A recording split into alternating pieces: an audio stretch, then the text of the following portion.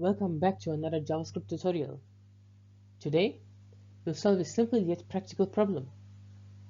We're going to find the position of the rightmost round number in an array. If no round number exists, the function will return 0.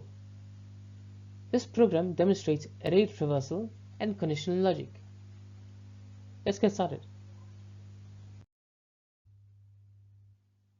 The goal is to search through an array and identify the index of the rightmost round number. A round number ends in 0, such as 10, 20, or 50. If there are no round numbers in the array, we will return 0. This problem helps us practice loops and condition checks in JavaScript. This function starts by initializing results to 0. It then loops through the array, checking if each number is divisible by 10, using num modulo 10 is equal to 0. If the condition is true, we update the results with the current index. At the end, we return the rightmost index of 0 if no round number is found.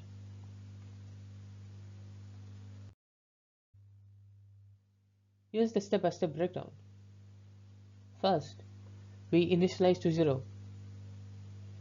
As we loop through the array, we check each number to see if it's divisible by 10. If the condition holds true, we update the results with the current index.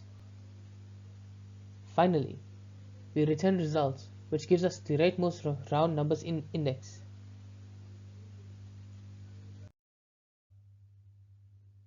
Let's analyze a few examples. For the first example, the rightmost round number is 30 at index 2. For example 2, the rightmost round number is 50 at index 4. In the final example, there are no round numbers, so the function returns 0. This demonstrates the accuracy of our program.